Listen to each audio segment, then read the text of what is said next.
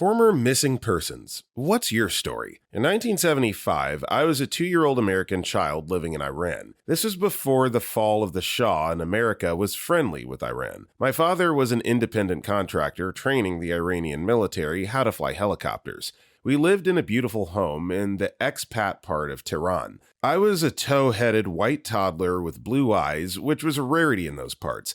One afternoon, while my father was at work and my brothers were supposedly at school, my mother decided to go to the market with her friends. She decided to leave me with the trusted maid, but this was rare. She had developed an excellent relationship with our family, and my mother finally trusted her to watch me alone. My mother returned several hours later to an empty home and went into a panic. She called my father, all the other expats, and the embassy to launch a search for me. My 2 older brothers were supposed to be in school, but had skipped to hang out at the market, smoke hash, and eat pistachios with the locals. They noticed our maid and saw she was carrying a child. They approached her and saw that it was me. She was talking to a man they didn't know. My brothers confronted her. She screamed, put me on the ground, and ran away. This caused a commotion, and she was captured by market security, similar to the moral police. Come to find out that she was talking to a slaver attempting to sell me into some strange sex trade, looking for blonde hair and blue eyes. The police took her and we never heard anything about her again. I was saved from sex trafficking by my delinquent brothers. Edit. A few clarifying points. I'm a man. I don't remember any of this because of my age. I was in my early teens before anyone told me about it. My brothers didn't give me much crap about it, but they do consider it a funny memory, probably because of the hash. Next story. This is my story from a family visit to Disney World when I was 5 years old. We were at Magic Kingdom about to watch the parade. I wanted to have a better look during the parade, so I climbed a nearby tree. I enjoyed a great vantage point for the 1 to 2 hour long show. Following the parade, I calmly climbed down the tree and walked towards my parents and said with a smile on my face, "Wow, that was fun." They were not happy. Unbeknownst to me, my parents had no idea I was up there that whole time. They were apparently freaking out because they could not find me and they thought I had been kidnapped. They had notified security, who shut down the entire park. No one was allowed in or out until they found me. That whole time, I had no idea every employee and security personnel in the entire park had been looking for me. I was just like, yep, I was in the tree the entire time. I'm curious to know, the time period, when did this take place? Because there's no way that this would remotely fly nowadays, or even within the last 10 to 15 years. So I'm guessing probably 90s or before that. Next story. My parents once lost me when I was 6 months old. They started to freak out and cry and all that crap. Turns out, they left me in the supermarket in a random aisle. Took them 30 minutes and driving back home to figure out that, oh crap, we left that little bastard back at the mart.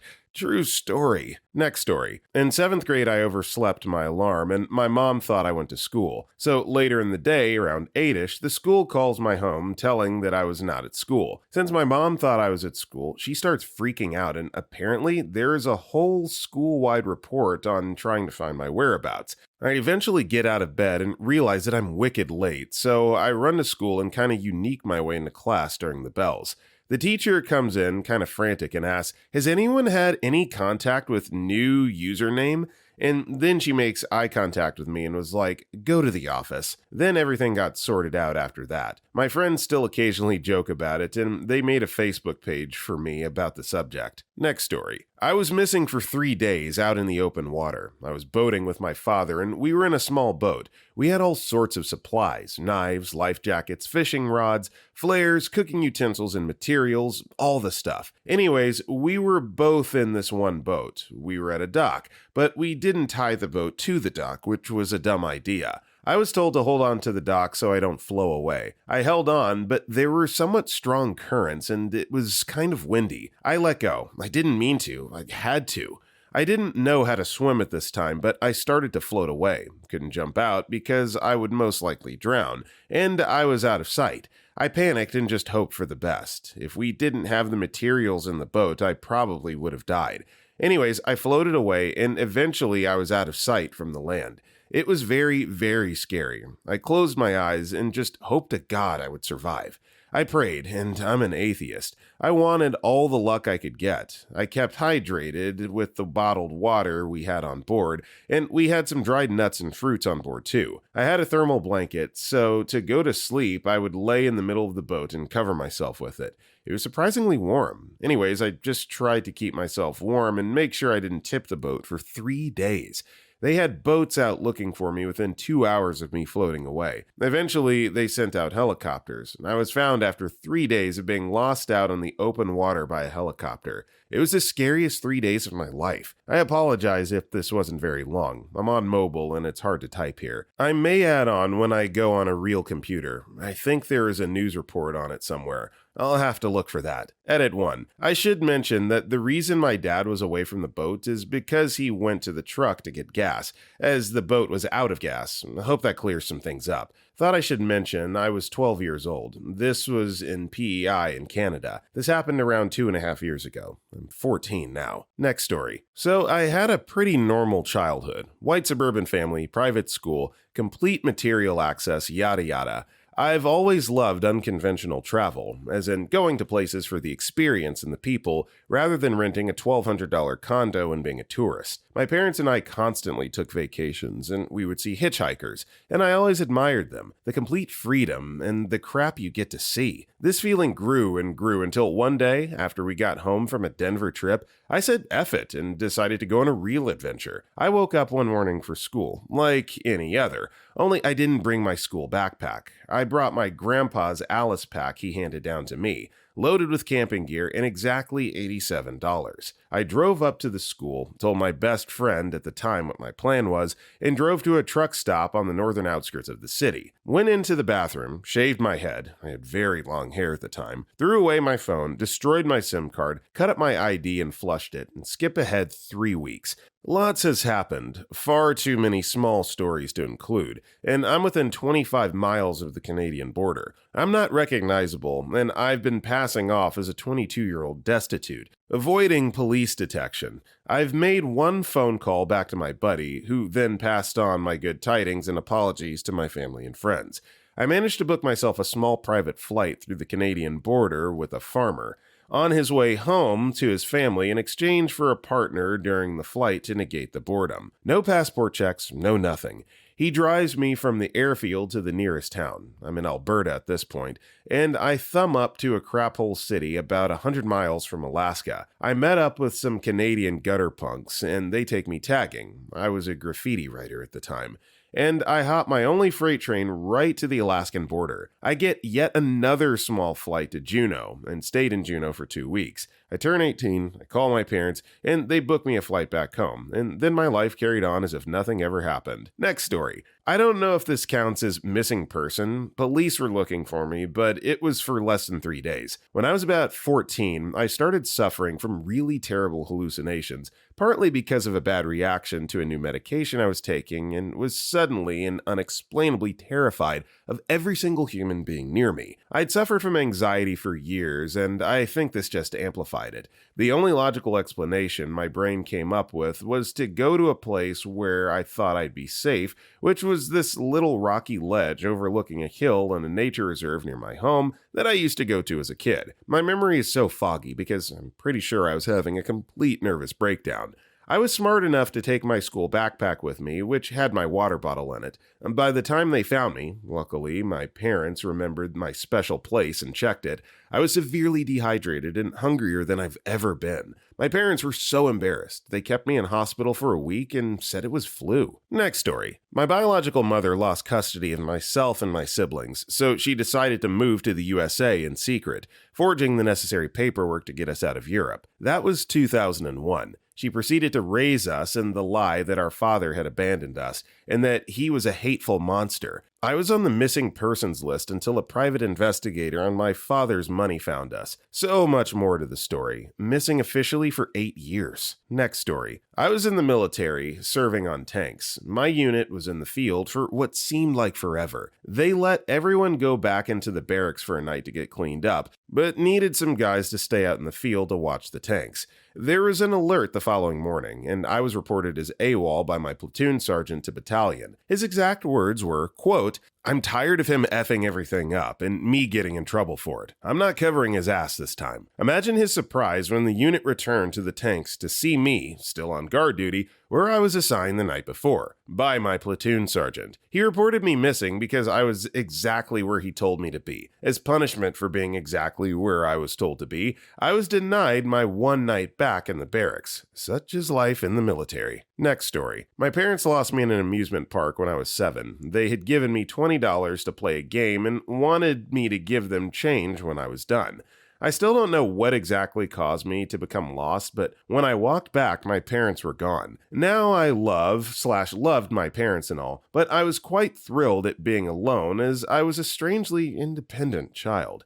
I proceeded to blow all the money and have the greatest hour of my life. Eventually, I ran into my parents, who had contacted the park security and were searching for me. Hugs, then anger followed. Still the greatest memory of my childhood. It was quite surreal. Next story. So, when I went on vacation to Portugal, my family got a small villa. There was a 24-hour restaurant that served breakfast, lunch, and dinner, along with snacks throughout the day. This is where it gets interesting. During dinner one night, my 8-year-old mind decided it was a good idea to go exploring throughout the area. After about an hour of exploring, I got sort of lost, but I knew the general area where I was. Another hour passed, and that's when my parents probably realized that something was off and decided to tell one of the waiters. Within 10 minutes, the entire resort staff was looking for me. By now, I'm so bored I decide to start heading back, but that's when the police arrived.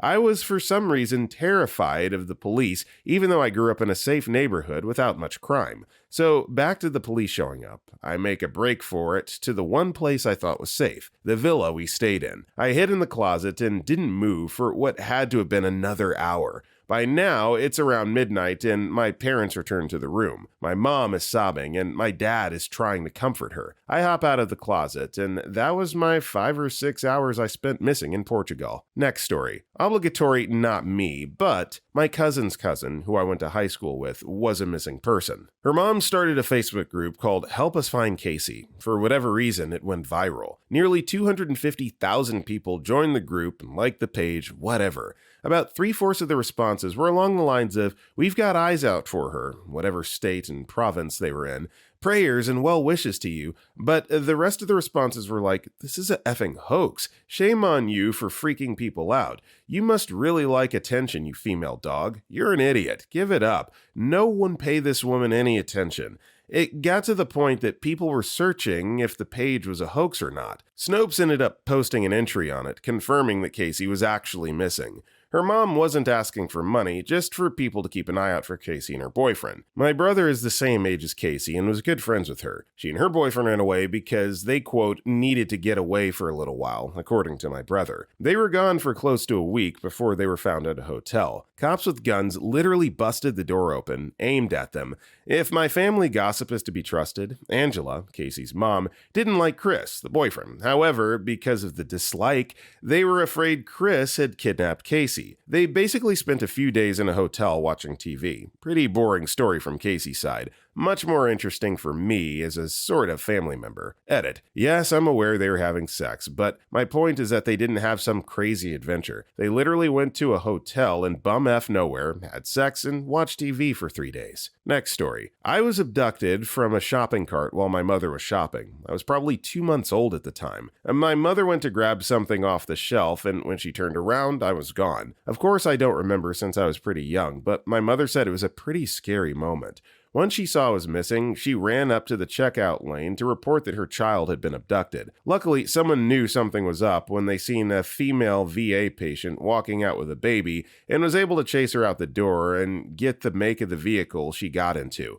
After about 5 minutes, the police caught up with her and got me back. She's still around town, and every time we see her, my parents always joke about how she's actually my real mother, and they were the ones who kidnapped me. A-holes. What do you mean she's still just wandering around town? Was there no penalty for that, no jail time, and why are you so nonchalant about someone that tried to kidnap you/your child? Wild. Next story. A few days before my 18th birthday, I was doing a college course in media, and to learn a few extra things, I decided to enroll in a night class about Photoshop. I'm certain, and this is open to debate in my family, that I told them I would be attending this course and wouldn't be home at the usual time of 5 p.m. To compound matters, my phone died halfway through the day. By the end of the day at 9 p.m., I'm walking down the stairs towards the exit of the college when I see two police officers walk in and start pointing at me. My first thought is, crap, what have I done? When they call my name, I know it's me they want. I go over to them and they tell me I'm a missing person and that there's a massive police search for me. It turns out that because I'm deaf/hard of hearing, I'm considered a vulnerable person, which made me more immediate. My parents arrive shortly after the police contact them to tell them I'm safe and sound. There's big bugs and the usual questions, and when my parents got me home, my nan had just got off the phone too. What I assume was a liaison officer who wanted my parents to do a TV appeal. I'm still adamant that I told them, although we don't talk about it too much, as it put them through a lot of stress. Next story. I was never reported missing, but apparently was damn close. One day after school, I was 16, I think, I decided to go round to a girlfriend's house for a bit, and didn't come home till maybe 6 p.m. My parents had been on holiday for a week, and my grandma was keeping an eye on me. She lived down the road, and was sleeping at our house at night. I arrived back home, and she went ape crap at me. Apparently, as I hadn't arrived home by 4, she started to worry, and had rang my school, my ex. Not only had she rang my ex, she'd also gone through the phone book and rang anyone with the same surname as her to get the correct number. And she had also somehow managed to ring my head of year at home. No idea how she got that number. She was also about 10 minutes away from ringing the police, as I'd been missing for, quote, over 3 hours.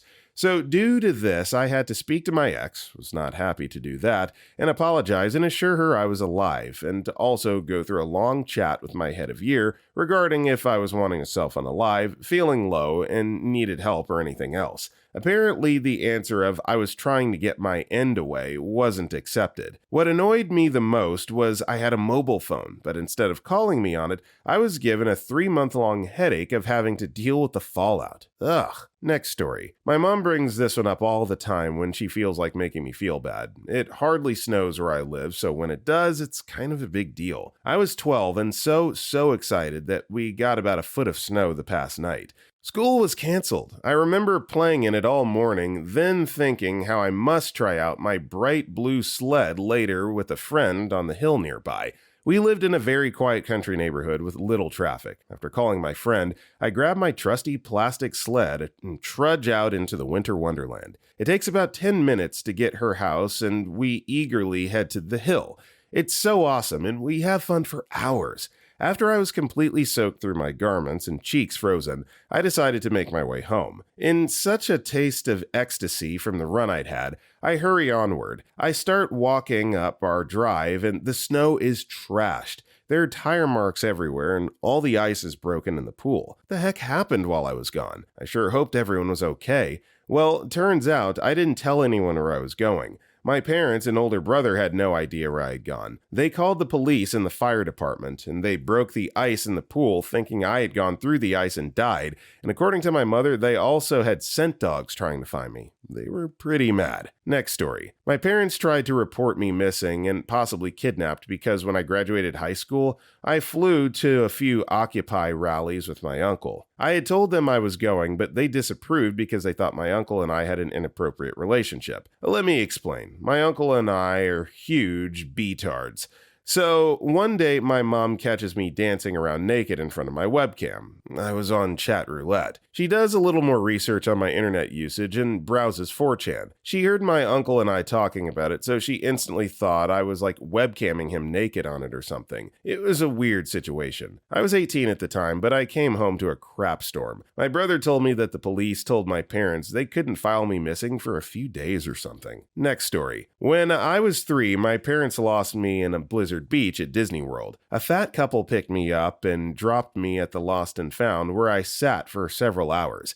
I literally sat on a table with people's lost crap waiting for my parents to claim me. The only reason my parents were able to claim me as their own was thankfully I knew my basic info like address, phone number, parents' names, etc. If they were unable to obtain this info from me to confirm they were my real parents, they were going to turn me over to the police when the park closed. Next story. Well, when I was 15, I got irrationally mad over my living situation, and I just took off. I started walking at 3 a.m. and did not stop till I got to the next town over. From there, I hitched rides. Met some interesting people. This could have been a very bad idea, but anyone who picked me up seemed to be concerned for my well-being. I made it to the lower end of Vermont and slept around for a couple of weeks. My parents had filed a few police reports, but I generally hid around in the libraries and parks. I got found because I had no cash and attempted to steal a bottle of water. The clerk asked why I would do that, and I said I was homeless. Being that young, I was told to just take it, but they called the police, and my description matched, so I was found and brought home. Next story. Late-ish to the party, but whatever. When I was really young, my brother and sister were at school, and my mom at a PTO meeting. I was by her side, and I thought it'd be funny to go play a game of hide-and-go-seek. I sprinted through the middle of a street, got honked at by 3 school buses, and I ran all the way to her car. I hide in the trunk of her car and fall asleep. I wake up to screaming. I looked up and see my mother, makeup streaming down her face, screaming at me. I was asleep for 5 hours, and the police had been called, and the kids at school missed half a period because they were all told to come look for me. The loudspeaker was constantly blaring with, "Insanity, come out, this isn't funny." I still get crap about that from my family. Next story. I guess I've been a missing person twice, though the stories aren't very dramatic. First time I was 15 or 16 and ran away from home because my mother was a horrible female dog. In general, not anything specific at that time that I remember. I'd run away before, but came back within a few hours because I realized I had no idea what I was doing. This time was meant to be different. I was going to stay gone, but I stopped at a friend's house briefly and they turned me into their parents. Next minute, my parents and the cops show up to take me home. Second time was only for a few hours. My friends, who I was living in a car with at the time, reported me missing after I stormed off in a rage over them smoking pee in the car while I was sleeping. FP. They found me after a couple of hours, which was a relief really because we were in a city I had never been to before and I was hopelessly lost. Next story. Obligatory not me, but my mom. She ran away from her family at 13 with her first boyfriend. They lied their way onto a plane from Miami to Cali. She was missing for 3 weeks. They lived under a hotel, where the hotel stored beach chairs and stuff, with some people, then went to the mountains and lived in a commune, then tried to hitchhike to San Fran and got pulled over by state cops. She had an old report card in her wallet that had Miami-Dade printed on the top, so they immediately brought her in. I didn't necessarily believe it until I came up with my grandma and she pulled out the posters. But they weren't missing posters. It had her picture, build, and description, but instead of missing, it said wanted, with a reward of $500. This was in '67, I believe. It's amazing just how much farther $500 goes in 1967 versus 2025. I mean, my gosh, that barely covers my groceries for the month nowadays. Next story. My mom lost my little sister at the airport in Orlando, Florida once. Or more accurately, my sister lost us at the airport. We were taking an elevator up 2 floors for whatever reason. We had to get someplace. My sister thought it'd be faster to take the escalator. Before my mom had a chance to stop her, she had darted out of the closing elevator and was just gone. We spent nearly 6 hours in the airport looking for her. The entire time, my mom held my hand so hard it was bruised at the end of the day. Turns out, what happened was my sister went up 1 floor instead of 2, and instead of going up to the front desk, which was right in front of the escalator, or waiting at the top of the escalator, she panicked and ran off. We eventually found her, finally found a security guard, and had them page us to her office. On the other side of the airport, needless to say, our Disney World vacation got off to a less than magical start. Next story. First of all, ex-boyfriend was a lying, abusive, conniving son of a female dog. That said, he convinced me that my father was going to kill him. Probably not true, but definitely kick him out of their house. He convinced me that the only logical thing to do was to pawn my musical instruments and hop on a Greyhound to Cleveland, of all places. He made me turn off my cell phone, lest we be tracked, and we left during the middle of the day. 1 overnight bus ride to Cleveland, and a night in a cheap-ass efficiency hotel room, and he thought we should go back, so back to CT we went. He called his mom when we got close, and she met us at the bus station and brought me to my parents in a grocery store parking lot. There were cops there. He had told her that my dad had threatened to shoot him. The cops didn't buy it, thankfully, and separated us, and asked me for the whole story. I showed them the bruises and finally told them and my parents the hell I'd gone through in the past few months. I still wouldn't have him arrested or anything, kidnapping or otherwise. I swear he had me under control even then. The cops, my parents, and his agreed not to file charges as long as we agreed to never contact another again. My grandfather came to live with us shortly after, partially for psych help, partially for a babysitter. Next story. I've already said this before on Reddit, but I guess I'll go again. Once when I was in first grade, it was my first time taking the bus, but the only problem was I forgot where my bus stop was. So I just waited until I was the last on there and asked the bus driver if he can take me back to the school. He kicked me out of the bus and I was lost in the streets walking alone for what felt like hours. And I started to cry when I realized I was truly lost. My parents eventually called the police and were freaking out, so about 2 hours later, the police found me and I was reunited with my family. TLDR, never trust bus drivers. Next story. I suppose I was missing for the better part of an evening about 9 years ago. I was driving back to college with a friend. I believe we were coming back from the beach. We got back into town and my phone had died, but we just went straight to stopping in and saying hi to a few people. Since I never called my mom, she started worrying. She called my friend's mom, who tried to call us but couldn't reach us. I finally made my way back to my apartment, and a police squad car pulls up behind me as I parked. I got out, the officer got out. She walks up to me, and the first words out of her mouth are, "You need to call your mother." I will admit, I'm still really bad at calling when I get to my destination. Remembering to call someone who had nothing to do with the trip is just not a logical part of the flow for me. I'm sorry, family. Next story. My mom reported me missing twice, but both times were stupid. I informed her that I would be going surfing on my birthday instead of going to school. When the school called her, she called the cops. I surfed all day long and got home about 20 minutes after the cops left, apparently. Then the same exact thing happened again the next year.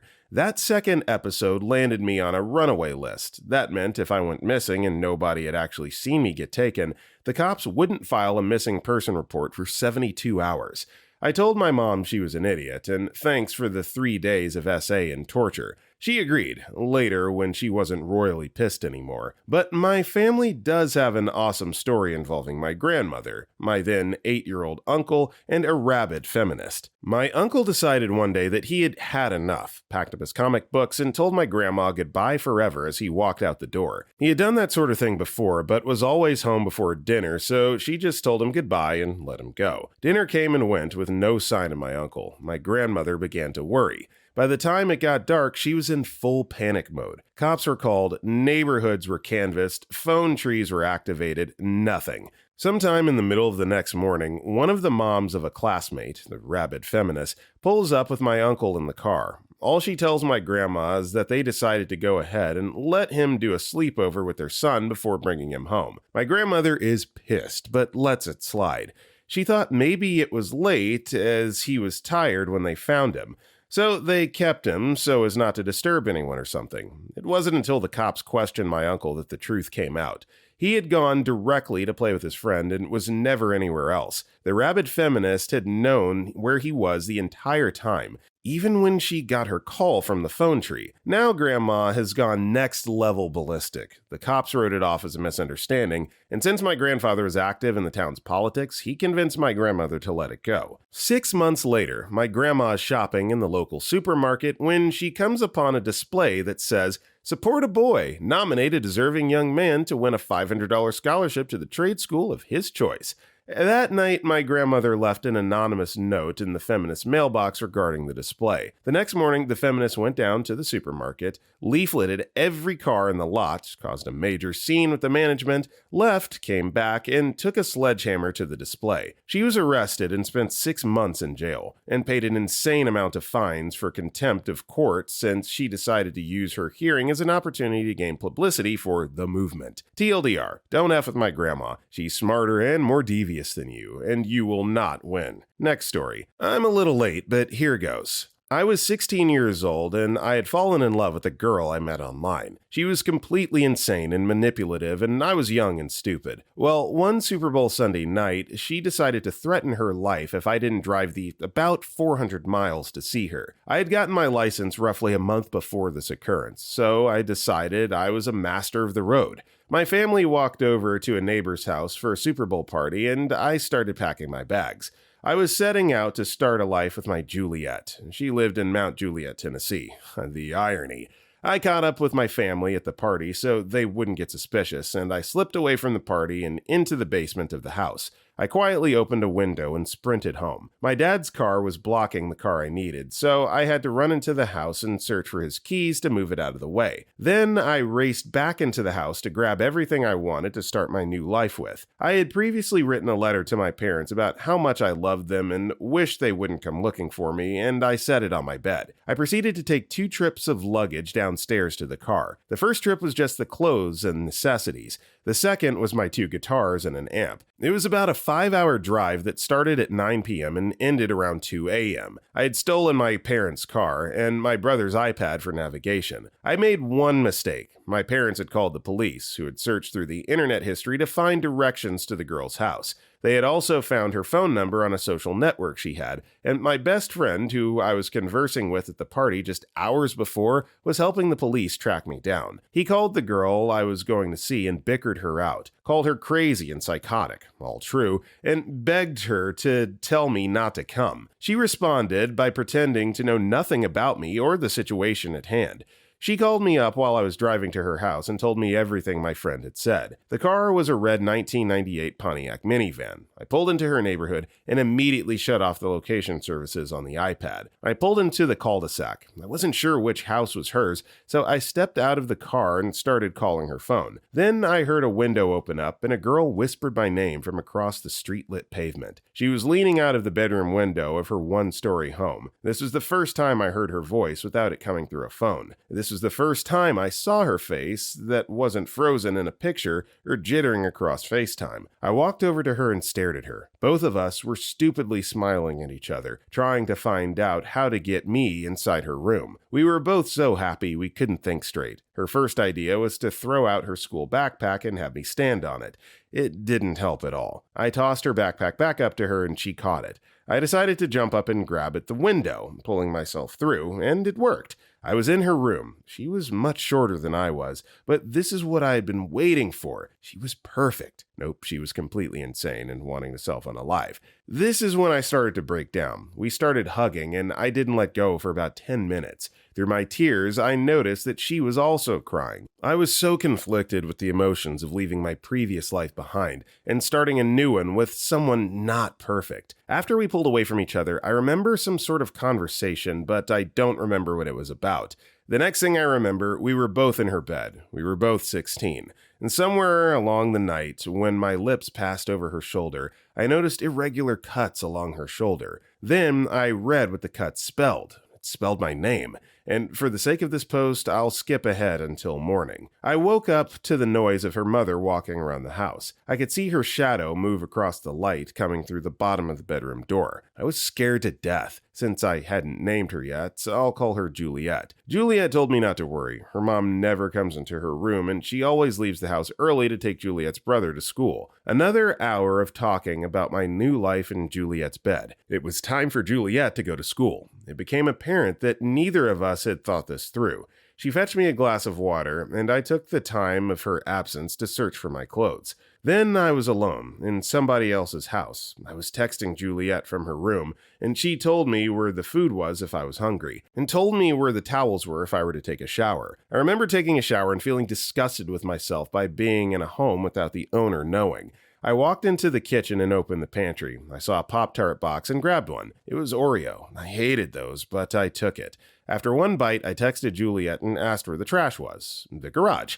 I opened the garage door to see her dog lying on the floor. It was a black lab and obviously in pain. I hated the sight of seeing the animal in pain and immediately asked Juliet what was wrong with it. She said her mother accidentally ran over it, and it had grown sick over the course of its recovery. I quickly went back to Juliet's room and never intended to leave it again. I fell back asleep and was awoken by a knock on the front door to the house. It was a police officer. The address was found in my internet history. Crap. I panicked and texted Juliet asking her what I should do. She said to do nothing. I sat hiding behind the curtain of Juliet's bedroom window and waited for the police officer to leave. When he finally did, Juliet told me to gather my things from my car and hide them in the backyard under the porch.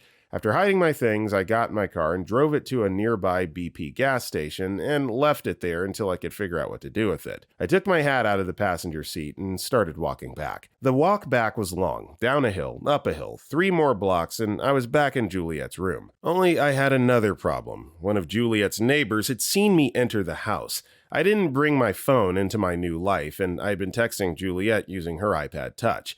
It had a new message when I got back. My friend is walking to the house now. Don't worry, she knows everything. Just follow her back to her house. You'll be safe there. So now I'm walking with one of Juliet's friends, whose real name I don't remember. We get back to her house and she went inside to talk to her mother. Then they both returned and started asking me questions. Where are you from? How do you know Juliet? Have you called your parents? I answered their questions politely, and they told me to follow them to the backyard. Once there, they told me to call my parents. I didn't have to return home, but let them know that I was safe and doing okay. It was a diversion, though. While I was sidetracked by the conversation with my mom, Juliet had texted her friend to get rid of me. Her friend called 911, and the police arrived in front of the house while I was on the phone with my mom in the backyard. The porch door opened, and I was handcuffed. I remembered walking back through this family's house. It was disgusting. Absolutely nothing was clean, and there was trash laying everywhere. By this time, Juliet's school bus was pulling up right when I was being placed into the back seat of the cop car. I was crying like I'd never effing cried before. I'd never been handcuffed before, or arrested, or even seen the inside of a police car. Juliet walked up to the police officer, and another car had shown up. Out stepped Juliet's mother and her divorced ex. Juliet's parents were yelling at her when I heard Juliet's voice muffled through the thick windows. I know, I was trying to get rid of him. My heart broke. I was driven to a police station and placed in a foster home. There were 2 other boys that were my age. The names escape me. I sat down on the couch, looked around, and said, "So, what are you guys here for?" One of the guys was there for drug addiction. His parents abandoned him and his drug problems. The other boy I'll never forget. He was 17 years old and was convicted for SAing an 8-year-old. He was hesitant to tell me why he was there, and the other boy insisted he did by saying, "You'll never see him again, why not?" But he sure did leave his impression. Mr. Predator was my bunkmate, and I was on top. I asked the foster parents for Wi-Fi to contact Juliet, but they weren't sure what Wi-Fi was. My parents came to reclaim me the next day, as I was actually considered property of Tennessee until they did so. I appeared in court with more broken laws than I knew existed, but all were waived if I agreed to return home. My mom, dad, and uncle had driven up to come get me. My dad and I waited at a Taco Bell to meet Juliet's father. He was returning the stuff I had hidden in his wife's house. I told him about his daughter's self-unalive tendencies and told him to please watch over her carefully. The ride home was quiet and painful with my dad. Once we were back in town, my dad had to pick up his car and once again handed me the keys to drive the current car home. On the way home, I was faced with the choice of running again. That first turn to Juliet's house came and went. I got home. It was around 11 p.m. Everyone was asleep, and I crawled into bed without a word from anyone. I logged on to the social network where I first met Juliet. There's a new picture of her on her profile. She was wearing my hat, the one I took from my car when I drove it to the BP. Her arm had a faded scar that read, Jeff. So truth or not, fabricated or otherwise, that was an entertaining story. I'm glad everyone was okay at the end. But thank you for sharing. Next story. I ran away at 13, stayed in a friend's garage, and then slept on top of school when his mom caught on. I came home the next day. I went to a movie with my parents, and the cops approached me and said, "Hey, you're a missing kid. You need to come with us." My dad was stunned. It took a lot of explaining. 20 years later, I go and visit my dad. Went dancing. We all had too much to drink. I crashed at a friend's home and got a ride home the next morning. Same exact scenario happened. Dear Dad, I love you, but please stop reporting me as a missing child. Next story. I'm not sure if this counts, but when my daughter was about 5, she was allowed out in the fenced backyard as long as she told us she was going outside. She told me she was going to play in the park, and we just put in a small park ground. So we let her outside. My ex-husband was at work, my mother was napping, and I was dealing with her very young brothers, 2 and 1. And I went out back to call her in, and she wasn't there. I went into her room, she wasn't there. I woke up my mom to watch the boys and started yelling outside for her, asking police around the neighborhood if they had seen her. Nothing. I panicked. I called the police and told them what was going on, and they were on their way. I kept yelling for her, more and more, and she yells back, "Mom, why are you yelling so loudly? I can hear you at the park." She walked down the road 2 blocks to the community park. After talking to the police and letting them know I found her and I had a nice long talk about not going to the big park without Mom or Grandma. She was missing for maybe 30 minutes, and she hadn't left the yard alone, or telling me where she's going since. Next story. When I was 4 to 5 years old, my parents lost me in a Circus hotel. My only memory is me screaming for my parents standing still until I saw an officer pass by. I quickly sped towards him, crying my lungs out, telling him I was lost. I end up spending the night at the police station, having lemonade and donuts in the morning, then having pizza for lunch. My parents finally showed up, close to dinner, saying they went all over the place looking for me, and was actually there filing me as a missing kid. Thinking they learned better, losing me the first time, I got lost again a year later at a theme park. Next story. When I was just under a year old, I was visiting my father and stepmother, and they decided to play a joke on my mother. They called her and told her that they had lost me. My mother called the police, and they started looking for me everywhere. When my father pulled up to my mother's house with my stepmother in the car holding me and laughing. My mother grabbed me from my stepmother, handed me off to a friend she had over, and proceeded to beat the crap out of my stepmother, with my father doing all he could to pull her off. They didn't get along very well after that. Next story. My mom asked me to go to McDonald's while we were in Walmart, and 8-year-old me thought she meant the one across the busy-ass street in front of Walmart rather than the one inside. So I ended up dodging traffic and making my way over to McDonald's. I ordered our food and sat outside on the curb for my mom to pick me up. About a half hour goes by and still nothing, so I start freaking out.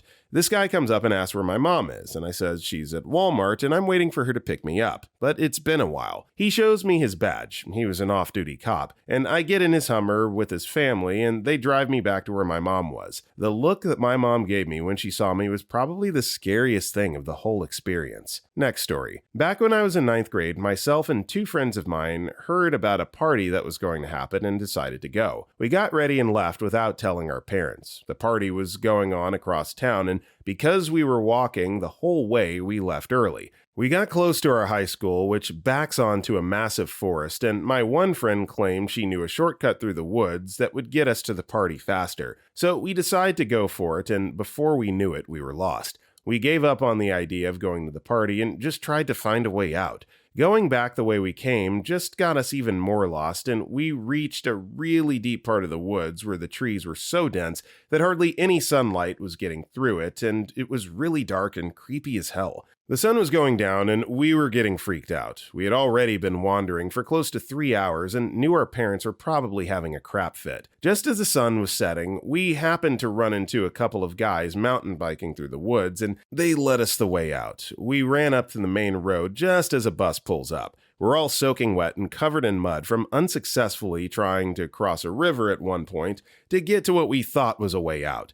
The bus driver just looks at us all bewildered, and when we ask him if his route went through our neighborhood, he told us to just get on and not worry about it. He would take us there. We get home, and practically our whole neighborhood is out looking for us, police included. Needless to say, we were all grounded for quite some time. Next story. Pretty boring, but when I was 15, I slept over at my best friend's house one night that was unplanned. I called my mom to tell her, and she didn't pick up, so I left her a voicemail saying I was at my friend's and was going to stay the night. We hang out, watch a movie, whatever. The next day I wake up, around 10 a.m., to a mutual friend calling me and telling me that the cops had just been at her place looking for me, because my mom had reported me missing. I call my mom right away, and she's screaming her fool head off at me, calling me names, telling me how dare I spend the night out without telling her, and she thought I was dead, etc.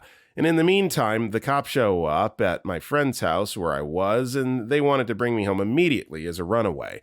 I explained to them that I had called her and that she hadn't listened to the voicemail or whatever. They took me home, and in all the craziness, I forgot about the fact that my phone had no missed calls from mom or dad. I confronted her with this and asked her why she thought I was dead, and she said because I didn't call her. Yeah, because the first thing I'm going to do is wake up at 7:30 a.m. on Saturday to call my mother and remind her where I am. She then said she hadn't gotten voicemail. Eventually, it came out that she knew where I was. She was just pissed at me for not going home because she had wanted to go out drinking with her friends and the built-in babysitter. Me was not available for once, and she was mad that she had to take care of her own children for a night. Next story. The teacher marked me absent on accident. Just a year ago, 8th grade, my mom received a call from my school saying I was absent. She calls my phone thinking I slept through my alarm. I don't pick up, so she flips out and starts calling everybody. This whole time, I'm sitting at my desk, completely oblivious to what's going on. I get to my next class, and my teacher says, "Wawadub, it says in IC, grades and attendance program for my school, that you're absent." So she calls the front desk, and they call my mom, who's still freaking out. Then, all was good. Next story. When I was about 5 years old, I was playing around outside with my siblings, and when it was time to come inside, they noticed I was no longer with them. My mom went crazy, running around the block, searching and asking if anyone had seen me, but no luck.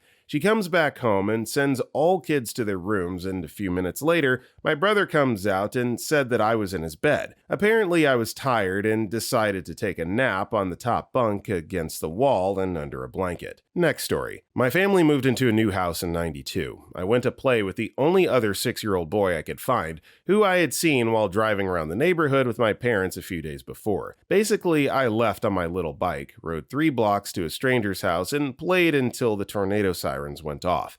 My parents went out during the storm and rang all the new neighbors' doorbells looking for me. One of the neighbor's sons was playing with us earlier, and after the storm, he helped them find me. I was never in danger. He used to always tell people he saved my life, and then he moved away, and I never got Facebook. Next story. My mother said she would pick me up from my former school. I thought she made a mistake, and I walked to that school. At age 7, it took me 4+ hours before a school bus pulled up beside me and asked if I was...